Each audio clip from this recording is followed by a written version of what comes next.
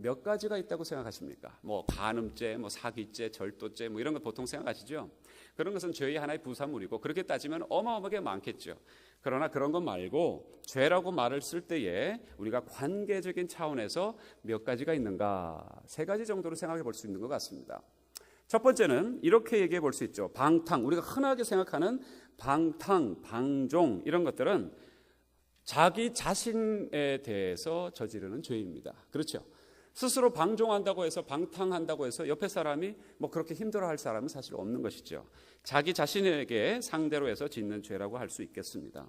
그 다음에 이런 것은 어떨까요? 상처를 주는 것, 그죠? 그 다음에 범죄, 우리가 흔하게 생각하는 그 범죄하는 것은 누구에게 짓는 죄일까요? 상대방에게, 그렇죠? 남과의 관계 속에서 짓는 아마 죄라고 할 수 있을 것입니다. 자, 그런데 사실은 3가지라고 하지만은 그 3가지라고 분류하기에는 큰 한 가지 죄가 있습니다.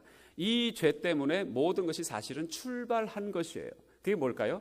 하나님을 향해서 짓는 죄가 바로 그것입니다. 하나님을 향해서 짓는 죄 때문에 사실은 처음에 말씀드렸던 첫 번째, 두 번째, 자기 자신에게도 또 남에게도 죄를 짓게 된다라는 것이죠. 자, 하나님에게 짓는 죄는 무엇일까라는 것입니다. 오늘 우리 성가대가 아주 멋지게 믿음에 대해서 찬양을 해주셨는데 그 믿음과는 반대 극부에 있는 바로 이것이 오늘 우리가 사울을 통해서 꼭 봐야 하는 그러한 죄악입니다. 그것이 무엇이냐면 모든 죄의 기원은 하나님에게 짓는 죄 때문에 그런 것인데 하나님에게 짓는 죄는 바로 이렇게 표현할 수 있습니다. 따라해 보시죠. 불순종. 예, 그것입니다. 불순종이 바로 하나님을 향하여서 짓는 죄입니다. 자, 그런데요, 이 불순종도 어느 정도 이렇게 잘 살펴보니까 단계가 있다는 것이죠. 나름대로 단계가 있더라라는 것입니다. 자, 설교 노트에 제가 아마 빈칸에 이렇게 이런저런 얘기를 다 집어넣지는 않았지만 몇 가지 이런 내용들이 적혀 있으니까 같이 들으시면서 한번 적어보시면서 여러분이 한번 말씀을 곱씹어 보실 수 있기를 바라는데요. 자, 불순종의 죄악에도 나름대로 단계가 있더라라는 것이죠. 자, 첫 번째 단계는 이런 것입니다. 하나님의 뜻을 전혀 모르기 때문에 짓는 불순종이에요. 자, 그런데 이것은 하나님의 사람이 아니기 때문에 그렇습니다. 하나님의 사람이 아니기에 하나님의 뜻을 전혀 모르는 것이죠. 그러니까 하나님의 뜻을 전혀 모르니 순종할래야 할 수조차도 없는 단계에 있는 것입니다. 그러나 그것은 분명히 죄는 죄입니다. 명백한 죄인 것이죠. 여러분, 하나님을 믿으면서 수많은 그런 간증을 하시는 분들을 여러분 지켜보셨지 않습니까? 근데 저는 정말 이런 분이 진짜다라고 생각되는 그런 경우가 있는데 이렇게 얘기하시는 분들 있죠. 저는요, 예수님을 믿으면서 예수님을 처음 만나고 예수님을 믿게 되면서 내가 그동안 왜 하나님을 몰랐을까? 어떻게 이렇게 하나님을 몰라도 이렇게 철저하게 모를 수 있었을까? 내가 어떻게 그렇게 미련할 수 있었을까? 그리고 하나님을 몰랐던 것이, 그렇게 모르고 내 마음대로 살아왔던 것이 그것이 죄구나라고 고백하는 그런 분들의 간증을 들은 적이 있습니다. 근데 그게 진짜라고 저는 그 속에서 맞아! 저것이 진짜 간증이야 라고 이렇게 맞장구 칠 때가 참 많았어요. 여러분, 그렇습니다. 하나님을 모르고 있는 것이 죄악입니다. 하나님을 모르고 있는 것이 죄의 근원이요, 바로 그 모든 것들이, 우리의 삶의 모든 더러운 것들이 출발하는 바로 근거라고 볼 수 있는 것이죠. 제대로 깨달은 사람들의 간증이 바로 그런 것입니다. 더 쉽게 예를 들어볼까요? 자녀에게 자기 딴에는 자녀에게 좋은 것이라고, 정말 이것은 좋은 음식이라고 그걸 주었는데 알고 보니까 나중에 의사를 만나서 자녀가 거의 시름시름해서 시퍼렇게 돼가지고 죽어가요. 병원에 데리고 갔습니다. 그 의사가 뭘 줬냐 하니까 이걸 줬습니다라고 하니까 왜 그걸 줬습니까 하면서 호되게 얘기합니다. 독을 줬다는 거예요. 부모는 그것이 좋은 것이라고 생각했는데 독을 줬다는 것이죠. 여러분, 그 마음이 어떻겠습니까? 나는 모르고 줬어요 해서 법적으로는 분명히 문제가 되지 않는다 할지라도, 그러나 그 부모의 양심은 얼마나 힘들겠습니까? 그 길티 필링에 정말 죄의식에 사로잡히겠죠. 마찬가지입니다. 하나님을 몰랐다라고 얘기한다 할지라도 그 자체가 죄이다라는 것입니다. 여러분, 이런 아주 단계가 있고, 또 두 번째 단계는, 불순종의 두 번째 단계는 이런 것입니다. 하나님의 사람이 되었습니다. 예수 그리스도를 믿었습니다. 하나님의 사람이 되었기에, 예수 그리스도를 믿었기에, 성령님이 우리와 함께 하시기에 분명히 하나님의 뜻이 무엇인지를 압니다. 그런데도 불순종하는 사람들이 있는 것이죠. 신앙인들에게, 저와 여러분에게 종종, 정확하게 표현할까요? 자주 일어나는 그러한 범죄입니다. 여러분, 내게 능력이 없고 마음이 너무나도 연약해서 두려움과 열등감 때문에 하지 못하는 그런 불순종이 있을 수 있는 것입니다. 신앙인에게 자주 일어나는 부분이에요. 사무엘상 우리 오늘 15장을 보지만 13장에도 사울이 불순종했던, 자기 마음대로 제사를 드렸던 불순종이 있었죠. 그게 여기에 사실은 해당되는 대목이라고 생각해 볼 수가 있습니다. 이것은 많은 갈등과 번민을 가져와요. 내가 이것을 하면 안 되는데, 또는 내가 이것을 해야 하는데, 그런데 내게는 능력이 없어요. 그리고 또한 많은 어려움들이 내게 사실 두려움으로 작용합니다. 그래서 이 일을 어찌할까 갈등은 하지만 능력도 없고 또 지킬 힘도 없어서 그냥 불순종해버리고 마는 그런 단계가 바로 이런 두 번째 단계라고 할 수 있습니다. 흔하게 그런 분들에게 이런 얘기가 많이 저와 여러분에게도 있을 수 있습니다. 뭡니까? 이렇게 살면 안 되는데, 그렇죠? 또 이렇게 살아야 하는데 라고 하지만 우리에게 능력이 없어서 또 그 어떤 두려움과 우리를 사로잡는 어떤 그런 열등감이 있어서 그렇게 불순종하는 경우가 있어요. 자, 이런 경우에는 하나님의 관계가 완전히 단절되지는 않습니다. 근데 스가랴서 11장에 보면 큰 우리를 향해서 하나님께서 주시는, 하나님의 백성들에게 주시는 두 가지 기둥이 있습니다. 하나는요, 유니언, 하나님과 함께하는 연합이라는 큰 기둥이 하나 있습니다. 또한 한 가지 기둥이 있는데 그 기둥이 뭐냐면 바로 favor, 은혜라고 하는 큰 기둥이 있습니다.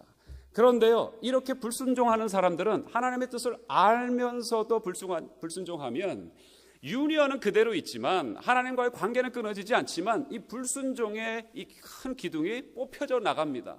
그래서 하나님께서 하늘문을 여시고 우리에게 오늘도 쏟아붓고자 하는 어마어마한 것이 있는데도 하나도 못 누린다는 것이에요.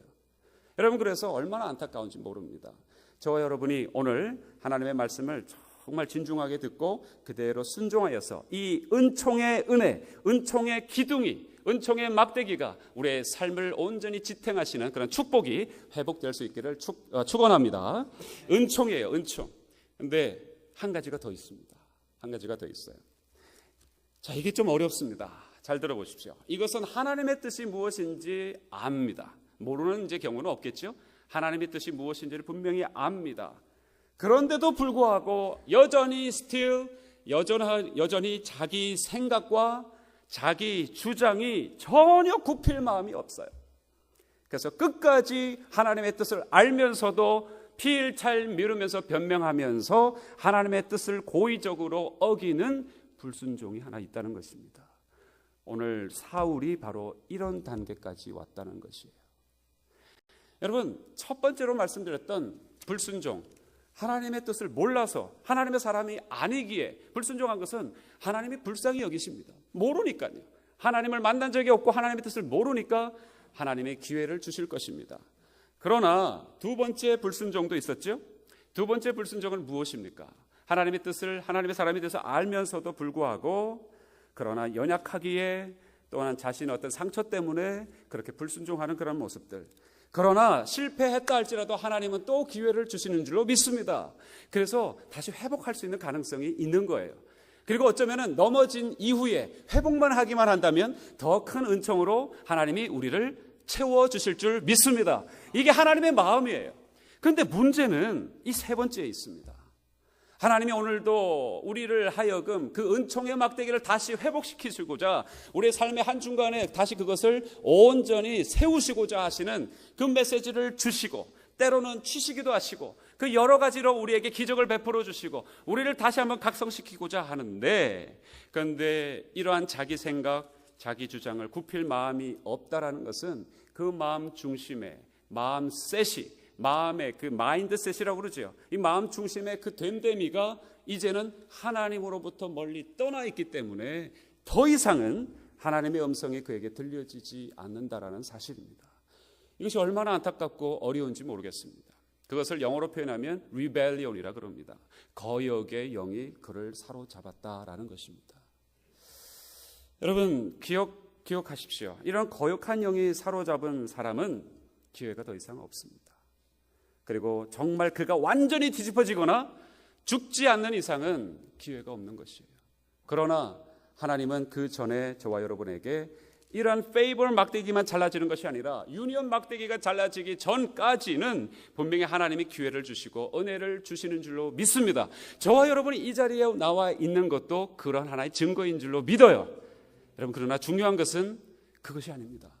더 중요한 것은요, 이 자리에 나와 있다고 우리는 안전하다고 생각해서는 안 된다는 것이죠.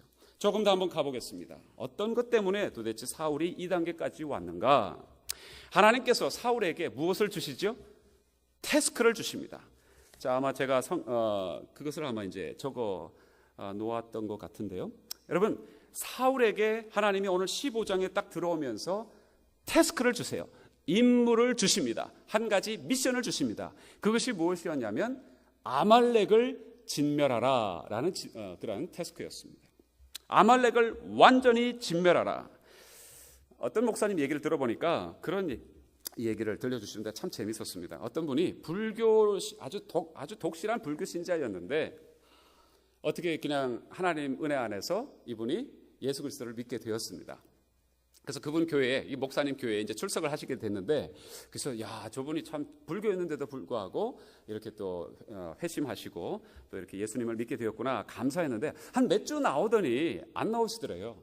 그래가지고 왜 안 나오시는가 수소문 해봤는데도 별로 이렇게 소식도 들리지 않고, 그래가지고 이제 뭐 그냥 궁금해하던 차였는데 어느 날 그 고깃집에, 불고기집에 가 보니까 그분이 거기서 막 불고기를 막 지글지글 구우시면서 있더래요. 그래가지고 아유 반갑습니다 하면서 왜 그동안 안 보이셨습니까? 라고 물어보셨대요. 그러니까 이분이 하신 얘기가 처음에는 목사님 말씀 좋고 해가지고 제대로 좀 다니려고 했었는데 아이고 뭐 말씀 듣다 보니까 구약에 보니까 막 그냥 너무 잔인하게 하나님이 막 그 이웃 백성들을 민족들을 막 살해하고 하는 모습 때문에 저는 그렇게 살해하는 그리고 마구 무차별 이렇게 뭐랄까요 그 대량 학살하는 그런 하나님을 믿을 수가 없어요 하면서 막 고기를 지글지글 이렇게 구워서 잡수스럽니다. 예, 무슨 얘기인지 아시죠? 예, 그래서 여러분 근데요 이런 얘기 생각하시는 분들 많이 의외로 있으시더라고요. 근데 어떤 그런 학살의 개념이 아닙니다. 이것은 헤렘이라고 해서 하나님의 희생 제사의 개념이에요. 그리고 아말렉은요 한 일개 족속으로서 그들에게도 인권이 있다. 여러분 그렇게 생각하시면 안 됩니다. 왜냐하면 이들에게 인권을 줬을 때에 아말렉이 여러분 출애굽기 다시 가서 한번 보시면 아말렉이 이스라엘 백성에게 어떻게 했는지를 여러분 보시면 이 사람들은 반드시 해결받아야 하는 그러한 하나님 앞에서의 그런 책망을 받아야 되는 사람들이었어요. 그래서 하나님이 그것을 분명히 해결하시고자 이들을 진멸하라라고 하나님의 법 안에서 미션을 주신 것이에요. 이것이 미션이고 이것이 미니스트리고 이것이 태스크예요.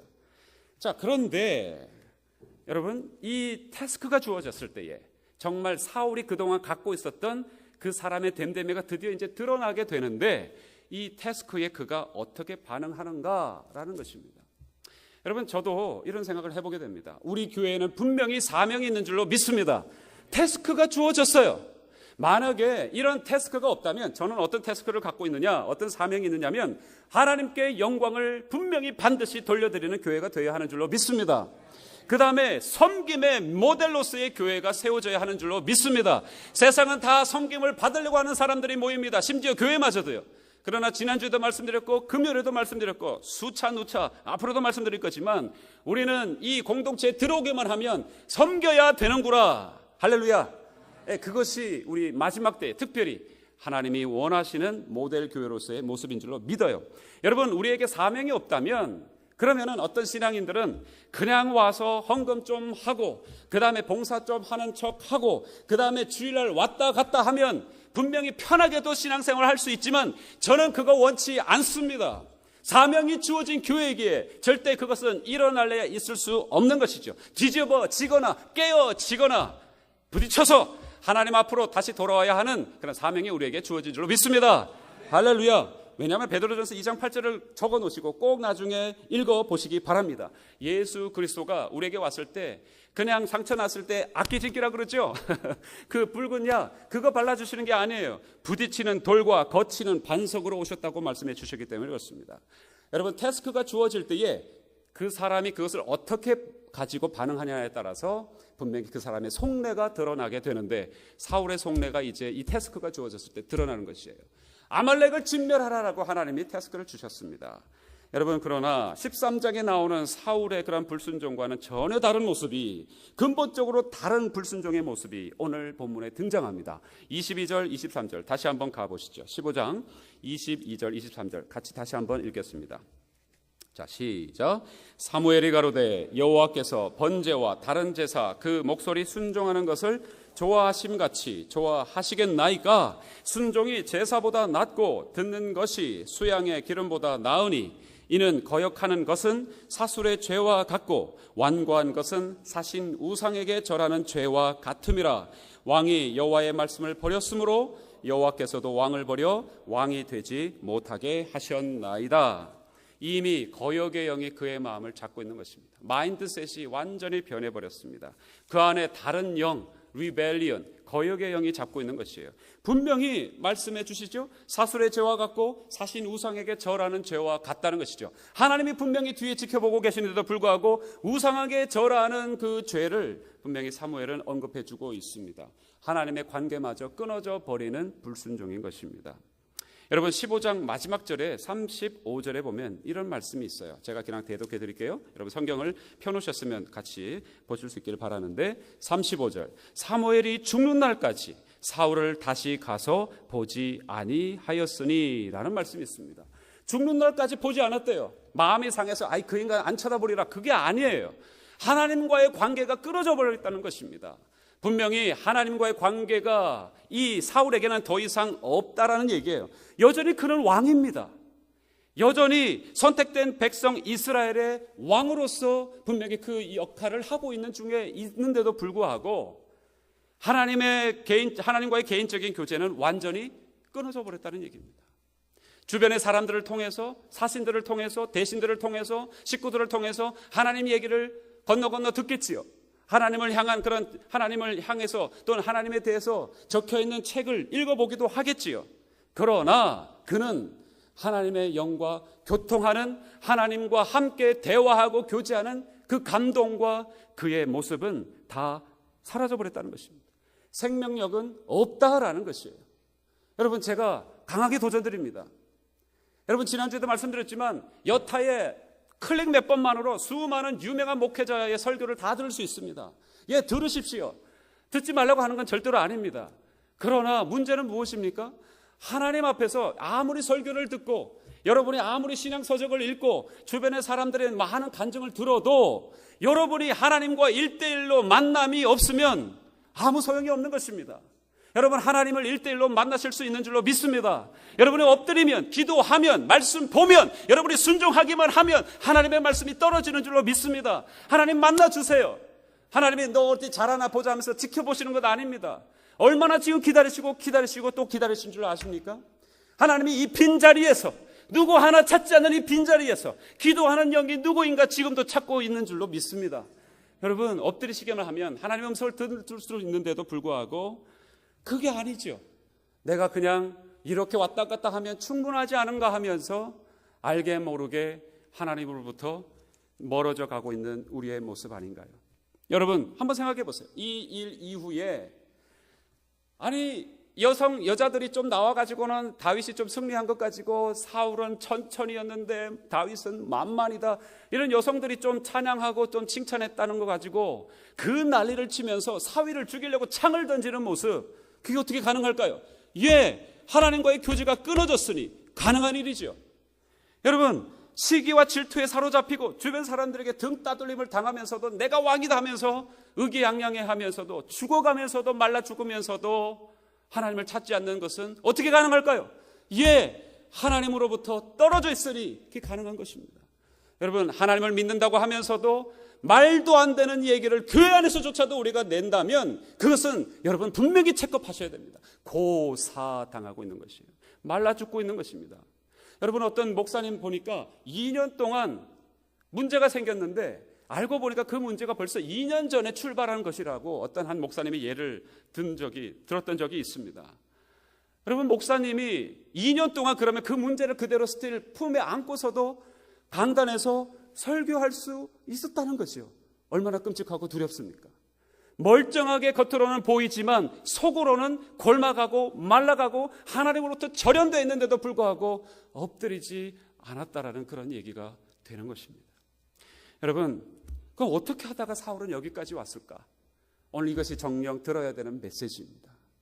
여러분, 어떻게 하다가 이렇게 거역의 영을 갖게 되며 하나님으로부터 끊어지는, 하나님으로부터 단절되어지는, 하나님으로부터 교제가 없는 그런 상태가 되었을까? 우리에게 너무나도 중요하죠.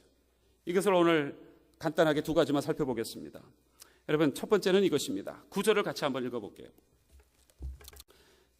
자, 15장 9절입니다. 여러분 펴놓으셨으니까 같이 읽겠습니다. 시작.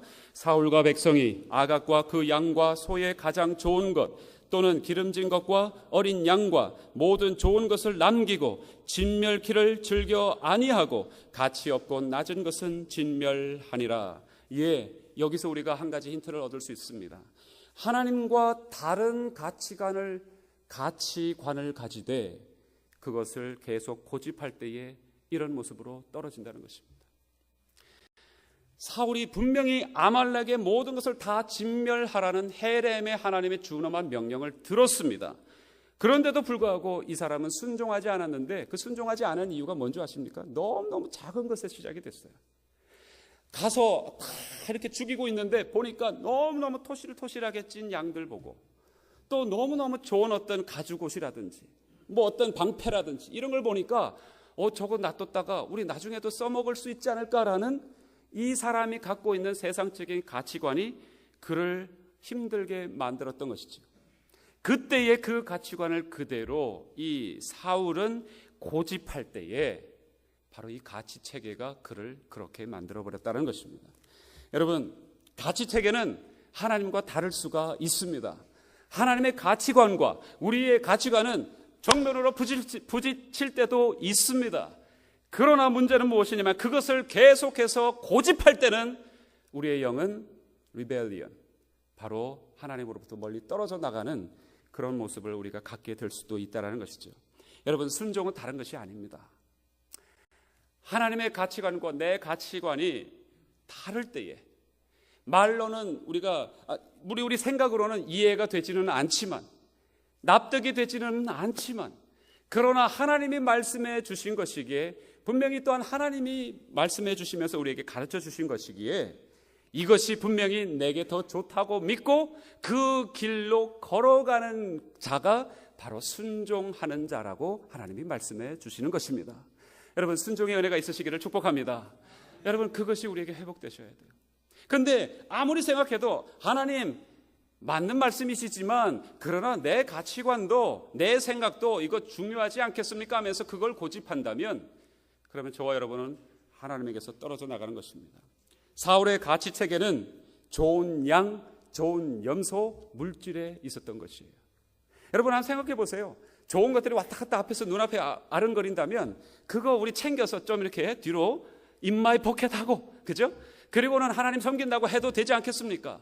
그런데도 불구하고 하나님은 다 죽여 없애라고 하는 거예요. 아니, 이건 너무 손해지 않습니까? 하나님, 그것은 너무 아무리 그래도 그렇지 계산법이 너무 틀리지 않습니까? 이런 생각이 들지만 그러나 왜 하나님이 죽여 없애라, 다 살라버리라고 하시는지를 알아. 의로움과 깨끗함이 더 중요한 하나님의 가치관을 우리가 인식하고 그리고는 하나님의 가치를 믿고 다 우리의 마음속에 부합되는 것은 아니지만 그렇게 따라가는 것, 그것이 순종, 바로 그 첫걸음인 줄로 믿습니다. 여러분, 사울은 하나님과 다른 가치관을 가졌다는 것이에요. 저와 여러분이 혹시나 이 시간에 다른 가치관을 가지고 이 자리에 나와 계시지는 않습니까? 하나님을 섬긴다고 하지만 스틸 세상의 가치 기준이 내게 더 좋은 것이 내게 숨겨져 있지는 않습니까? 여러분, 가치 체계는 다를 수 있습니다. 그럴 수는 있어요. 그러나 그럴 수는 있지만 내 것을 계속 고집한다면 그것은 하나님 앞에 생명력을 잃어버리는 모습이 되는 것입니다. 알고 보면 그것은 욕망이고 상처이기 때문에 그렇습니다. 그런데 한 가지 더 말씀드릴게요. 이 가치체계를, 우리가 갖고 있는 이러한 가치체계를 계속해서 고집하게 만드는 두 가지가 사실은 있습니다. 설교 노트에다가 한번 적어보시죠. 첫 번째는 셀프 프라이드라고 하는 것입니다. 자기 교만인 것입니다. 자, 12절을 한번 보시죠. 12절 제가 대독해 드립니다. 사무엘이 사울을 만나려고 아침에 일찍이 일어났더니 혹이 사무엘에게 고하여 가로되 사울이 갈멜에 이르러 자기를 위하여 기념비를 세우고 돌이켜 행하여 길갈로 내려갔다 하는지라. 자기 기념비를 스스로 세웁니다. 자기가 지금 세상의 으뜸이고 왕이라는 것이죠. 만물의 온 우주의 자기가 핵심 중심이라는 것이죠. 바로 자기 스스로를 높이는 자기 교만이 바로 이 가치 체계를 고집하는 그 배후에 도사리고 있는 문제인 것입니다. 저와 여러분이 이 세상의 중심이면 항상 우리는 그 가치 체계를 놓을래야 놓을 수가 없는 것입니다. 또 한 가지가 있어요. 이건 마치 동전의 양면과도 같아요. 이거나 저거나 사실은 같은 것인데 이런 것이 있습니다. 이렇게 가치 체계를 자기 교만으로 갖고 있었던 사람은 이런 배우의 두 가지 중에 한 가지는 자기 교만이었고 또 한 가지는 이러한 사람이 갖고 있는 항상 동일하게 두드러지게 등장하는 것이 있습니다. 그것이 뭐냐면 사람들에 대한 두려움입니다.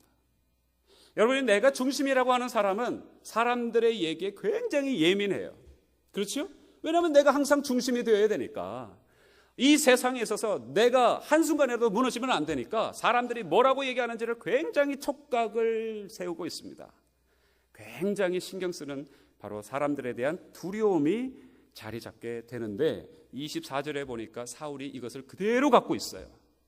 24절에 여러분 그 말씀을 찾아보시게 되면 그런 말씀이 나와 있습니다. 24절 같이 잠깐 보겠습니다. 사울이 사무엘에게 이르되 내가 범죄하였나이다. 내가 여호와의 명령과 당신의 말씀을 어긴 것은 뭐 때문이라고요? 내가 백성을 두려워하여 그 말을 청종하였음이니이다. 이렇게 얘기합니다. 여러분, 내가 세상의 중심이고 그래서 사람들의 이목에 온 마음이 혈연이 모든 생각이 집중되어 있다면 바로 이런 것 때문에 이 배후의 이런 것들 때문에 내 가치 체계를 하나님의 원하시는 가치 체계로 바꾸지 못하고 그것을 굳게 붙잡고 하나님의 것으로 순종하지 못하는 그런 모습이 우리에게 있게 된다는 것입니다. 한 가지가 더 있는데 20절 21절에 보시게 되면 이런 것이 있습니다. 자신의 죄에 대해서 스스로 합리화하고 변명하기 시작하면 더 이상 소망이 없는 것입니다. 더 이상 소망이 없는 그런 모습은 자기의 죄에 대해서 합리화하고 변명으로 일색한다면 더 이상 소망이 없는 것입니다. 여러분, 주님이 가르쳐 주시면 이것이 잘못됐습니까? 예, 잘 몰랐습니다. 아니요, 알았는데도 불구하고 사람들이 두려워서 내가 세상의 중심으로 서보려고 안간힘을 다 쓰다 보니 이렇게 되었습니다. 용서하옵소서. 우리는 돌이켜야 하는 줄로 믿습니다. 그게 순종하는 자입니다. 그 순종하는 자는 이 자리에서 예배하는 이 제사보다도 더 중요합니다. 여러분의 삶의 현장 속에서 하나님이 함께 하실 것입니다. 그리고 하나님이 함께 하시면서 분명히 삶의 순간순간 말씀해 주실 것입니다. 여러분, 순종하시기 바랍니다. 내 가치 체계와는 맞지 않는 말씀을 해 주신다 할지라도 하나님이시니 하나님이 이 모든 세상의 주권자이시고 내가 분명히 주님 앞에 다시 설 것이니 내 계산, 내 방법, 내 체계는 하나님 소용없음을 믿습니다. 하나님의 체계에 하나님이 원하시는 그 가치에 저도 들어갑니다. 여러분, 그것이 순종입니다. 여러분, 죄에는 이유가 있을 수 없습니다. 여러 가지 핑계를 저와 여러분은 더 이상 되지 않기를 원합니다. 그대로 엎드려져 통곡하는 것 외에는 없는 줄로 압니다. 저와 여러분에게 오늘 하나님께서 원하시는 바가 한 가지 있습니다. 나의 은혜를 오늘도 네가 누리기를 원하느냐라고 말씀해 주십니다. 그렇다면 우리는 단 한 가지밖에 할 수 있는 것이 없습니다. 주님, 제가 이것도 했습니다. 저것도 했습니다. 아니요, 하나님은 그런데 사실은 별 관심이 없으십니다. 가장 중요한 관심은 네가 오늘 나와 함께 하고 있느냐, 내가 원하는 것을 너도 함께 보고 함께 즐거워하고 함께 그 길을 가는 것을 즐거워하느냐, 그것을 하나님은 원하고 계시는 줄로 믿습니다. 여러분, 신앙의 연륜 자랑하는 교회가 되지 않기를 원합니다. 여러분, 우리가 무엇을 공적을 행했다고 하나님 앞에 자랑하는 교회가 되지 않기를 원합니다. 제가 원하는 단 한 가지 있습니다. 예배할 때마다 순간순간 하나님 때문에 제가 이 자리에 와 있습니다. 하나님, 오늘도 하나님만 바라봅니다. 하나님의 임재가 없으면 전 죽은 자와 같습니다. 도와주십시오. 늘 불순종으로 일삼다가 이 자리에 왔습니다. 자기 교만에 사람들 두려워하다가 이 자리에 왔습니다. 도와주십시오. 하나님 용서해 주십시오. 그러한 하나님의 사람들의 고백을 하나님은 지금도 기다리고 또 기대하고 계시는 줄로 믿습니다. 여러분, 그것이 바로 저와 여러분이 사울의 우를 범치 않고 하나님 앞에서 온전히 나가는 모습입니다. 우리가 지금 교회 안에 있지요. 그리고 우리 신앙의 직분 그대로 가지고 있다고 하더라도 신앙적으로 좋은 것이 아닐 수가 있습니다. 오히려 그것이 저와 여러분을 하나님으로부터 막는 것이 될 수도 있습니다. 나도 모르게 아직 내 안에 거역의 영이 있음에도 불구하고 피일잘 미루고 있는 부분이 있다면 오늘 이 시간에 해결하시는 은혜가 하늘로부터 내려지기를 간절히 주의 이름으로 축복합니다.